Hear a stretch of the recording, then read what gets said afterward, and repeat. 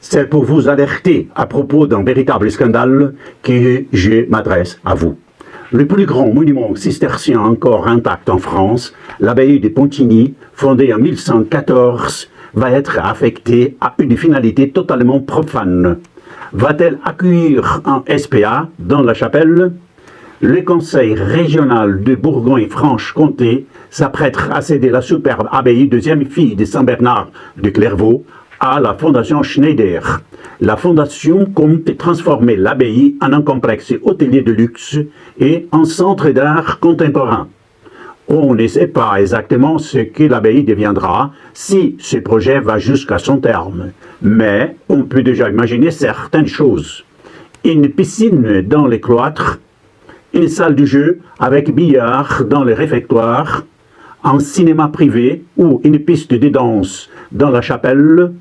Toutes les hypothèses sont possibles, y compris les plus choquantes, puisque celui consacré à Dieu aura été réaffecté à une finalité totalement profane. Si cela aussi vous indigne, alors réagissez. D'abord, je vous demande de liker cette vidéo en appuyant sur le pouce en bas à gauche. Ensuite, de la partager sur les réseaux sociaux. Hélas, ce genre de réaffectation est à la mode. Ainsi, à Angers, les bars discothèque K9 a pris place d'une église néo-gothique. Les fêtards viennent s'y déhancher au son de la musique techno. Une reconversion qui fait sûrement se retourner dans leur tombe ceux qui ont construit ces lieux du culte au prix des sacrifices dont nous n'avons même plus idée aujourd'hui. Le problème n'est d'ailleurs pas propre à la France. Ce qui se passe à l'étranger devrait nous servir d'avertissement. Dans la province hollandaise de Friesland, 250 des 720 églises ont été transformées ou fermées. L'église Saint-Jacob, une des plus anciennes d'Utrecht, a été transformée en résidence de luxe. Et à Maastricht, une bibliothèque a remplacé l'ancienne église des Dominicains. Toutefois, dans le cas de l'abbaye de Pontigny, la situation est encore plus révoltante. Le domaine a été promis à la Fondation Schneider pour 1,8 million d'euros, avec clause suspensive d'un an pour trouver un partenaire hôtelier, alors que la fraternité sacerdotale Saint-Pierre était prête à payer cash et proposait une offre de 2,1 millions d'euros. Avec la fraternité Saint-Pierre, l'abbaye aura gardé sa vocation religieuse puisqu'elle aurait accueilli un séminaire.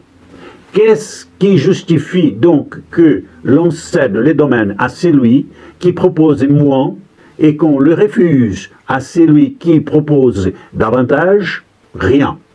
Si ce n'est probablement une christianophobie latente dans les rangs du conseil régional. La fraternité sacerdotale Saint-Pierre ne se laisse pas faire. Elle a dénoncé des vices de procédure et examine l'opportunité d'un recours devant la juridiction compétente. La présidente de région avait affirmé qu'il manquait au dossier de la fraternité une autorisation romaine préalable à la fondation d'un séminaire. C'est inexact, répondent les religieux, puisque, je cite, « cette installation dépend du supérieur de la fraternité avec le consentement de l'évêque du lieu ». Fin de citation.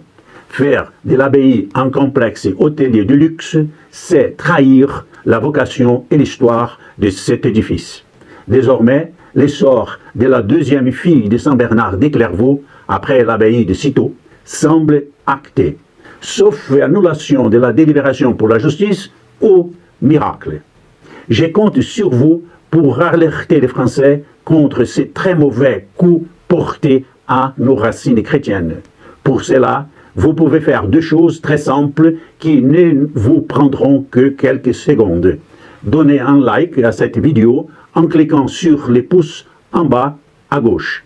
Ensuite, partagez-la sur WhatsApp, Facebook et Instagram.